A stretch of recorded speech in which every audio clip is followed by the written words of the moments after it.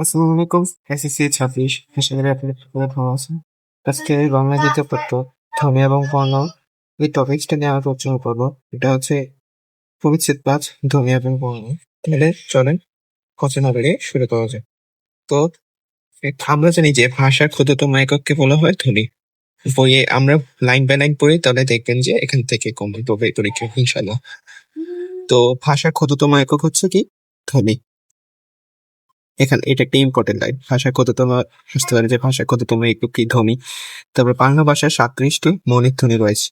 এটা আসতে পারে বাংলা ভাষায় মোট কতটি ধ্বনি রয়েছে, মৌলিক ধ্বনি রয়েছে। প্রশ্ন আসতে পারে যে বাংলা ভাষায় মৌলিক ধ্বনি কতটি রয়েছে? 37টি। তারপর এই ধ্বনিগুলোকে দুই ভাগে ভাগ করা হয়ে থাকে। এই ধ্বনিগুলোকে কয় ভাগে ভাগ করা হয়ে থাকে? দুই ভাগে ভাগ করা হয়ে থাকে। কি কি? একটা হচ্ছে স্বরধ্বনি আর একটা হচ্ছে ব্যঞ্জন ধ্বনি। তারপর মৌলিক স্বরধ্বনি যদি আসে যে কয়টি? মৌলিক স্বরধ্বনি হচ্ছে 60টি। মৌলিক স্বরধ্বনি হচ্ছে 60টি।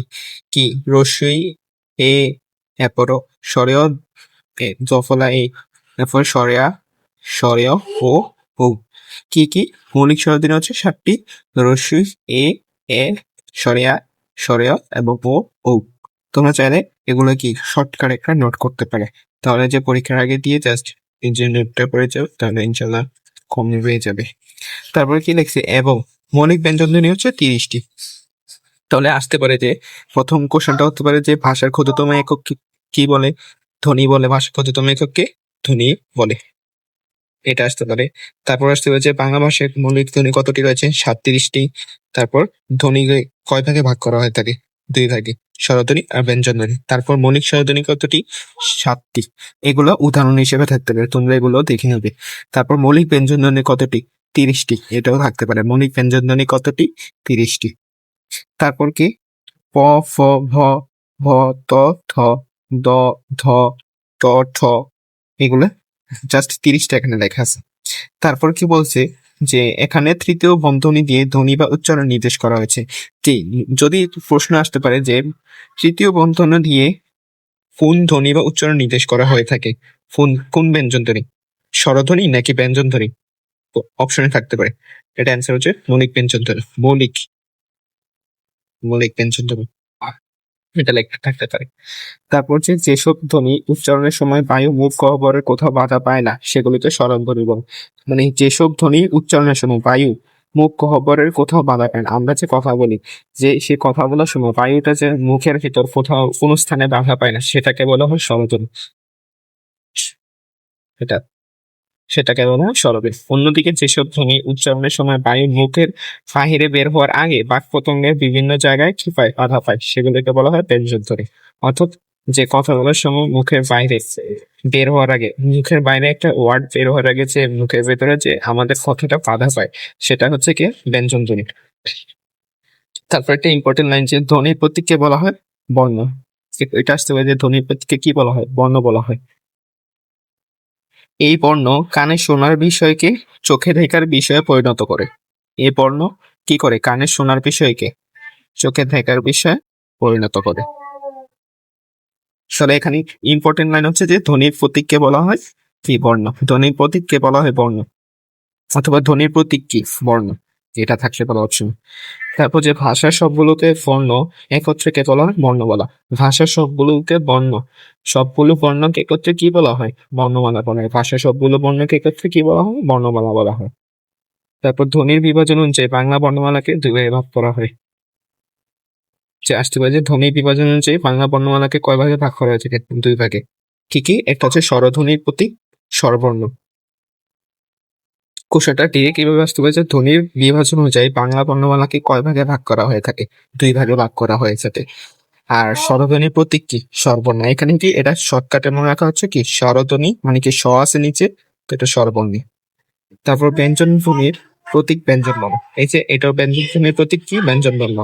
কিভাবে বুঝবো? ক আছে আগে, তো ব্যঞ্জন ধ্বনি থেকে ব্যঞ্জন বর্ণ। তারপর বাংলা বর্ণমালায় মূল বর্ণের সংখ্যা হচ্ছে 50টি। তাহলে এখানে আরেকটা ইম্পর্টেন্ট আছে কি? বাংলা বর্ণমালায় মূল বর্ণের সংখ্যা কতটি? 50টি। এটা আসতে পারে। তবে মূল বর্ণের পাশাপাশি বাংলা বর্ণমালায় রয়েছে নানা বর্ণের কার বর্ণ, অনুবর্ণ, যুক্ত বর্ণ, সংখ্যা বর্ণ। যে মূল বর্ণের পাশাপাশি বাংলা অনুবর্ণের কি কি রয়েছে? কার বর্ণ, অনুবর্ণ, যুক্ত বর্ণ ও সংখ্যা বর্ণ, এগুলো রয়েছে। তো মূল ব্যঞ্জন বলু ব্যঞ্জন বর্ণ মূল ব্যঞ্জনগুলো স্বরবর্ণ ও ব্যঞ্জন বর্ণ বিভক্ত। তাহলে এটাও আসতে পারে যে মূল বর্ণগুলো কি কি কিভাবে বিভক্ত, হচ্ছে স্বরবর্ণ আর হচ্ছে ব্যঞ্জন বর্ণে বিভক্ত। এই স্বরবর্ণ কতটি? স্বরবর্ণ হচ্ছে কি 11টি। জাস্ট এটা আসতে পারে স্বরবর্ণ কতটি? 11টি, এটা আসতে পারে। আর ব্যঞ্জন বর্ণ কতটি? 39টি। তোমরা এই যে এটাও জাস্ট চোখ বুলাই বলবো। তাহলে এখান থেকেও প্রশ্ন আসলে যদি আশা করে নিচে কোনটি ব্যঞ্জন বর্ণ, তো এখান থেকে যে কোনো একটা উঠাই দিতে পারে। তারপর স্বরবর্ণ, নিচে কোনটি স্বরবর্ণ, এখান থেকে যে কোনো একটা উঠিয়ে দিতে পারে। তাহলে এটা জাস্ট চোখ বুলে যাবে। তাহলে মেইন ফোকাস থাকবে যে স্বরবর্ণ কতটি? স্বরবর্ণ 11টি আর ব্যঞ্জন বর্ণ কত? 39টি। তারপর কার বর্ণ। কার বর্ণে কি বলছে? স্বরবর্ণের মোট 10টি সংক্ষিপ্ত বর্ণ রয়েছে। এগুলোর নাম কি? আকার, রসিকার, দীর্ঘিকার, রসুকার, তারপর দীর্ঘকার, রিকার, একার, ঐকার, ওকার, ঔকার। যদি এখানে আসছে স্বরবর্ণের মোট 10টি সংক্ষিপ্ত রূপ রয়েছে, এগুলোর নাম কি? কার বর্ণ। যে কার বর্ণ কতটি? ডিরেক্ট আসতে পারে 10টি। কার বর্ণ যদি আসে বলে কার বর্ণ কতটি? 10টি। এভাবে মনে রাখে কার বর্ণ কতটি? 10টি। কার বর্ণের কোনো স্বতন্ত্র ব্যবহার নেই। এগুলো ব্যঞ্জন বর্ণের আগে, পরে, উপরে, নিচে বা উভয় দিকে যুক্ত হয়। কার বর্ণের কোনো নিজস্ব কোনো ব্যবহার নেই। এগুলো কোথায় ব্যবহৃত হতে পারে? ব্যঞ্জন বর্ণে। এই যে ব্যঞ্জন বর্ণ কি, এই যে এগুলো এই ব্যঞ্জন বর্ণের আগে ব্যবহৃত হতে পারে, তারপর পরে ব্যবহৃত হতে পারে, নিচেও ব্যবহৃত হতে পারে, অথবা উভয় দিকে যুক্ত হয়ে ব্যবহৃত হতে পারে। এটাই বুঝেছে এখানে। তারপর কোনো ব্যঞ্জনের সঙ্গে কার বর্ণ বা হর্ষ চিহ্ন না থাকলে ব্যঞ্জনটির সঙ্গে একটি স্বরেও আছে বলে ধরে নেওয়া হয়। কি এটা কি বলেছে? কোনো ব্যঞ্জনের সাথে, অর্থাৎ এই যে ব্যঞ্জন আছে, এখানে যে ব্যঞ্জনগুলো আছে সেই ব্যঞ্জনের সাথে কার বর্ণ বা হর্ষ চিহ্ন না থাকলে এই ব্যঞ্জনের সাথে যদি কার বর্ণ বা হর্ষ চিহ্ন না থাকে, সে যে বলছে কি না থাকলে ব্যঞ্জনটির সঙ্গে একটি অ আছে বলে ধরে নেওয়া হয়। অর্থাৎ এই ব্যঞ্জনের সাথে একটা স্বরেও আছে বলে ধরে নেওয়া হয়। এটি এখানে বুঝেছি। কি বুঝেছি আরেকবার বলে, কোনো ব্যঞ্জনের সঙ্গে কার বর্ণ, অর্থাৎ এই ব্যঞ্জনের সাথে ধরো ক এর সাথে যদি কি থাকে? কার বর্ণ বা হর্ষ চিহ্ন না থাকে, এই কার বর্ণগুলো কি কি? এই যে এগুলো, এই কার বর্ণগুলো না থাকে, অথবা হর্ষ চিহ্ন না থাকে। হর্ষ চিহ্ন মানে কি? হর্ষন্ত চিহ্ন। এটা না থাকে তাহলে ব্যঞ্জনটির সঙ্গে স্বরে, অর্থাৎ ক এর সাথে কি আছে? স্বরেও আছে। ক একটা উচ্চারণটা কি বোঝায়? ক স্বরে অ তো আছে বলে ধরে নেওয়া হয়। এটাই বুঝেছি। তারপর অনুবর্ণ। অনুবর্ণ ব্যঞ্জনের বিকল্প রূপের নাম হচ্ছে অনুবর্ণ। যদি বলে ব্যঞ্জনের বিকল্প রূপের নাম কি? অনুবর্ণ। অনুবর্ণের মধ্যে রয়েছে কি? ফলা, রেফ ও বর্ণ সংক্ষেপ। অনুবর্ণের মধ্যে কি কি রয়েছে? ফলা, রেফ ও বর্ণ সংক্ষেপ। ফলাগুলো কি কি? ব্যঞ্জন বর্ণের কিছু সংক্ষিপ্ত রূপ অন্য বর্ণের নিচে অথবা ডান পাশে ঝরে থাকে, সেগুলোকে বলা হয় ফলা। এটা জাস্ট পড়ে নিবার কি রিডিং। ব্যঞ্জন বর্ণের কিছু সংক্ষিপ্ত রূপ পূর্ণ বর্ণের নিচে অথবা ডান পাশে ঝরে থাকে, সেগুলোকে কি বলা হয়? ফলা বলা। তাহলে আসতে পারে যে ব্যঞ্জন বর্ণের বিকল্প রূপের নাম কি? অনুবর্ণ। আর অনুবর্ণের মধ্যে কি কি রয়েছে? ফলা, রেফ ও বর্ণ সংখ্যা। এটাও ইম্পর্টেন্ট। অনুবর্ণের মধ্যে কি কি, যদি অনুবর্ণের মধ্যে কি আছে অপশনে থাকতে পারে যে কোনো একটা, ফলা, রেফ, বর্ণ সংখ্যা। তারপর কি ফলাগুলো কি কি? ম ফলা, এগুলো থাকতে পারে। ফলা, ব ফলা, ম ফলা, জ ফলা, তারপর র ফলা এবং ল ফলা, এগুলো একটা ফলা। তো ফলা এখানে কয়টা? একটা, দুইটা, তিনটা, চারটা, পাঁচটা, ছয়টা। তো দিতে কয়টা ফলা? কয়টি? 6টি। ফলা কয়টি? 6টি। আর রেফ, র একটা অনুবর্ণ রেফ। এগুলো কি? অর্থাৎ অনুবর্ণ কি কি? ফলা, রেফ আর বর্ণ সংক্ষেপ। এটাই মাথায় রাখবা, ফলা, রেফ আর বর্ণ সংক্ষেপ। আর যদি প্রশ্ন ফলা কোনগুলো, তাহলে তোমরা দাগাই দিতে পারবা। রেফ কোনগুলো, এটাও দাগাই দিতে পারবে। তারপর বর্ণ সংক্ষেপ। যুক্ত বর্ণ লিখতে অনেক সময় বর্ণকে সংক্ষেপ করার প্রয়োজন হয়। অর্থাৎ বর্ণ সংক্ষেপ, যুক্ত বর্ণ, আমরা যে যুক্ত বর্ণগুলো লিখি, অর্থাৎ কত সংযুক্ত, এটা একটা যুক্ত বর্ণ। এই যুক্ত বর্ণ লিখতে অনেক সময় কি করা হয়? বর্ণকে সংক্ষেপ করা হয়, সংক্ষেপ করার প্রয়োজন হয়, সেগুলোকে বলা হয় বর্ণ সংক্ষেপ। এই যুক্ত বর্ণ লিখতে, অর্থাৎ এখানে বর্ণ সংক্ষেপ দেওয়া আছে কি? এগুলা বর্ণ সংক্ষেপ দেওয়া আছে। তারপর এছাড়া খণ্ডত বর্ণটি তয়ের একটি বর্ণ সংকেত। খণ্ডত বর্ণটি তয়ের একটি বর্ণ সংকেত, যা বাংলা বর্ণমালায় স্বতন্ত্র বর্ণ হিসেবে স্বীকৃত। অর্থাৎ যদি বলে বাংলা বর্ণমালায় স্বতন্ত্র হিসেবে কোনটা স্বীকৃত, তাহলে দেখবো যে বর্ণ সংকেত। বাংলা বর্ণমালায় স্বতন্ত্র হিসেবে স্বীকৃত কোনটা? বর্ণ সংকেত। তারপর কি? যুক্ত বর্ণ। যুক্ত বর্ণ কি? একাধিক বর্ণ যুক্ত হয়ে যুক্ত বর্ণ তৈরি হয়। কি কি? একাধিক বর্ণ, অর্থাৎ অনেকগুলো বর্ণ মিলে কি হয়, যুক্ত বর্ণ তৈরি হয়। আর যুক্ত হওয়া বর্ণগুলোকে দেখে কখনো সহজে চেনা যায়, কখনো সহজে চেনা যায় না। এদিক দিয়ে যুক্ত বর্ণ দুই রকম, একটা হচ্ছে স্বচ্ছ এবং অস্বচ্ছ। যদি বলে যুক্ত বর্ণ কয় প্রকার, দুই প্রকার, একটা হচ্ছে স্বচ্ছ আর একটা হচ্ছে অস্বচ্ছ।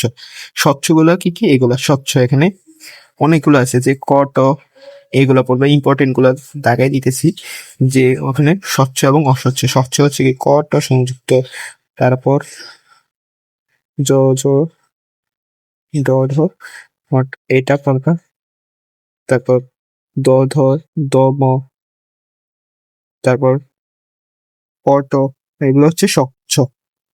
এই যে দেখো ক ট এর সাথে সংযুক্ত, এখানে প ট এর সাথে সংযুক্ত, এগুলো হচ্ছে স্বচ্ছ। ন ট এগুলো একটা স্বচ্ছ, ত সংযুক্ত আছে যেগুলোতে, এটা হচ্ছে স্বচ্ছ।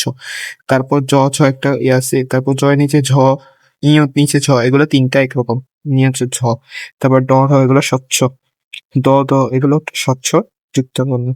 তা এখানে তোমরা সবগুলো করে ফেলবা, তাহলে আর কি কোনো যদি আনকমন, যদি এখান থেকে যে কোনো একটা দিয়ে দিতে পারি। তারপর অস্বচ্ছ যুক্ত বর্ণ, অস্বচ্ছ যুক্ত বর্ণগুলো কি কি? একটা অস্বচ্ছ মানে ক ত সংযুক্ত, অর্থাৎ এখানে এগুলো হচ্ছে স্বচ্ছ, দেখলে তুমি বুঝতে পারবে একবার পড়লে। আর অস্বচ্ছ গুলো কি কি? অস্বচ্ছ গুলো হচ্ছে কি, যে দেখো ক যোগ ত, এগুলো হচ্ছে একটা অস্বচ্ছ। ক এর নিচে ক এর সাথে যুগ্ম, এটা একটা অস্বচ্ছ। ক যোগ র অস্বচ্ছ। ক এর সাথে ওটা এটা কি শর্টকাটে আমি বলি যে পেট কাটা স, এটা হচ্ছে কি কিও আর কি, কিও। তারপরে খ এর সাথে ক যোগ স যোগ ম, এটা হচ্ছে কি একটা অস্বচ্ছ যুক্ত কোণ। ক এর সাথে আবার যোগ স আছে, লেন্টের স, তো এটা একটা অস্বচ্ছ যুক্ত বর্ণ। তারপরে গ যোগ ধ, তারপর গ যোগ কু, তারপরে উ যোগ ক, তারপরে উ যোগ ক, তারপর জ যোগ ইয়, এবার হচ্ছে অস্বচ্ছ যুক্ত বর্ণ। এগুলো তোমরা সবগুলো জাস্ট একবার করে চুপ বলে, এগুলো তাহলে কেউ যেমন আসতে পারে। তারপর সংখ্যা বর্ণ কি? বাংলা ভাষার সংখ্যা নির্দেশের জন্য 10টি সংখ্যা বর্ণ রয়েছে, এটাই কি 10টা সংখ্যা বর্ণ রয়েছে। তারপর যে এখানে যে এনসিও গুলো আছে, যে দেখো যে এখানে এনসিও গুলো আছে, আবার একটা রিভাইজ দিয়ে দিই, একবার রিক্যাপ করে দিই। যে দেখো বাংলা ভাষায় ক্ষুদ্রতম একক কি বলা হয়? ধ্বনি বলা হয়। এখান থেকে আসতে পারে যে বাংলা ভাষায় ক্ষুদ্রতম এককে কি বলা হয়? ধ্বনি বলা হয়। তারপর বাংলা ভাষায় কতটি মৌলিক ধ্বনি রয়েছে? 37টি মৌলিক ধ্বনি রয়েছে। তারপর এই ধ্বনিগুলোকে কয় ভাগে ভাগ করা হয়? একটা হচ্ছে দুই ভাগে, একটা স্বরধ্বনি আর একটা হচ্ছে ব্যঞ্জনধ্বনি। মৌলিক স্বরধ্বনি কয়টি? মৌলিক স্বরধ্বনি হচ্ছে 7টি, আর মৌলিক ব্যঞ্জনধ্বনি হচ্ছে কতটি? 30টি। এই মৌলিক ব্যঞ্জনধ্বনিকে কি দিয়ে কিভাবে প্রকাশ করা হয়? তৃতীয় বন্ধনী দিয়ে। একটা আসতে পারে যে মৌলিক ব্যঞ্জনধ্বনিকে কিভাবে প্রকাশ করা হয়? তৃতীয় বন্ধনী দিয়ে।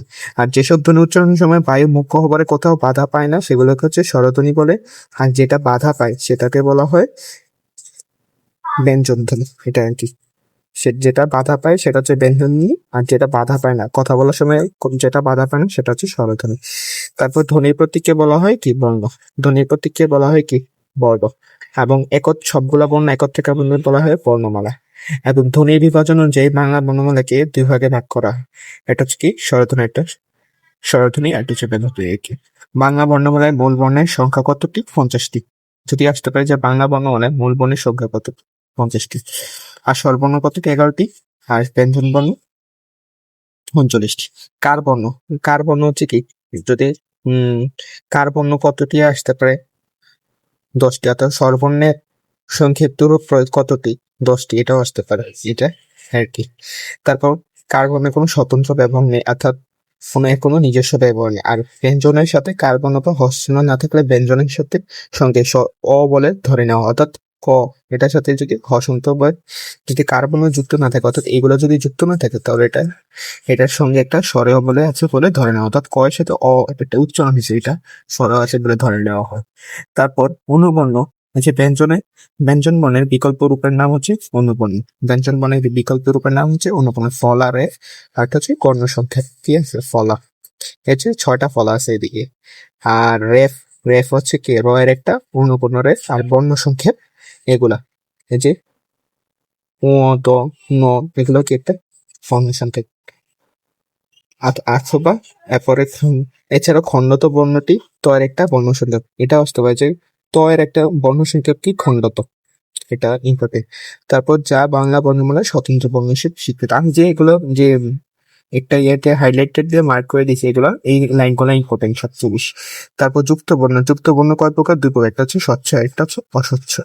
এগুলা জাস্ট তোমরা চুপ বলে নেবে, এখান থেকে এসে করতে পারো এটা আর কি। এরপর বাংলায় মৌলিক স্বরধ্বনি কতটি? মৌলিক স্বরধ্বনি হচ্ছে কতটি? 7টি। তারপর কোন ধ্বনিগুলো উচ্চারণের সময় মুখ হবার কোথাও বাধা পায় না? উচ্চারণের সময় আমরা পড়ছি যে উচ্চারণের সময় কোথাও বাধা পায় না কোনগুলো? স্বর ধ্বনি। আর ধ্বনির প্রত্যেককে বলা হয় কি? শব্দ, বাক্য, বর্ণ, ভাষা। ধ্বনির প্রত্যেককে বলা হয় শব্দ। তারপর ব্যঞ্জনের সঙ্গে কার বর্ণ বা হর্ষ চিহ্ন না থাকলে কোন ধ্বনি বলে আছে বলে ধরে নেওয়া হয়? স্বরেও আছে বলে ধরে নেওয়া হয়। তারপর এটা সে যুক্ত বর্ণটি কোন বর্ণ দিয়ে তৈরি হয়? এটা ওই যে এখান থেকে আছে, এটা কি এই যুক্ত বর্ণটি কোন বর্ণ দিয়ে? এটা কি স্বচ্ছ না অস্বচ্ছ? এখানে যে বললে বুঝে দেবেন এটা কি একটা কোন যুক্ত বর্ণ দিয়ে আছে বলে জন্য। এই যে দেখো সযোগ ন, এখান থেকে একটা যে কোনো একটা কোশ্চেন এসে আসছে, তাহলে এটা ইম্পর্টেন্ট। তাহলে কি সযোগ ন, এটা সযোগ ন যুক্ত বর্ণটি কোন বর্ণ দিয়ে তৈরি হয়? অর্থাৎ স ও ন। স্বরবর্ণের সংক্ষিপ্ত রূপকে কি বলা হয়? স্বরবর্ণের যে পড়ছি স্বরবর্ণের সংক্ষিপ্ত রূপে কার বর্ণ বলা হয়। স্বরবর্ণের সংক্ষিপ্ত রূপকে কি বলা হয়? কার বর্ণ বলা হয়। ব্যঞ্জন বর্ণের বিকল্প রূপের নাম কি? ব্যঞ্জন বর্ণের বিকল্প রূপের নাম হচ্ছে কার বর্ণ, অনুবর্ণ, ফলা, রেফ। অর্থাৎ ব্যঞ্জন বর্ণের বিকল্প রূপের নাম হচ্ছে অনুবর্ণ।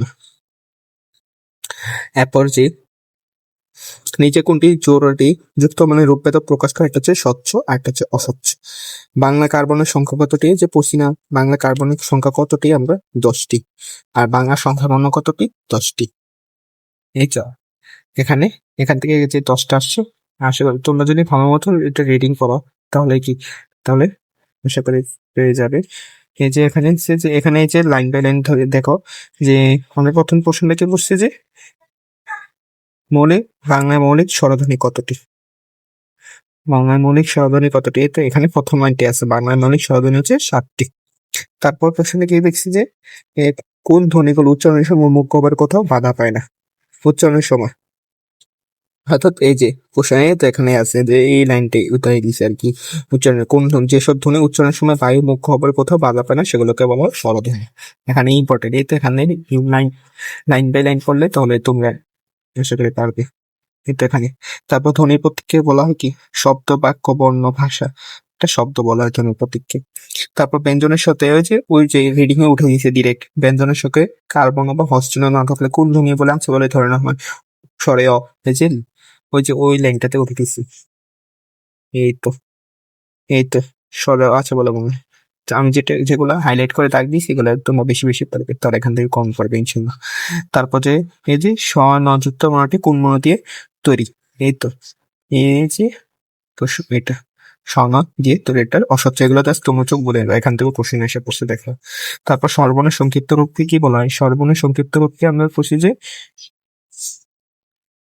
এই তো সর্বর্ণের সংক্ষিপ্ত রূপ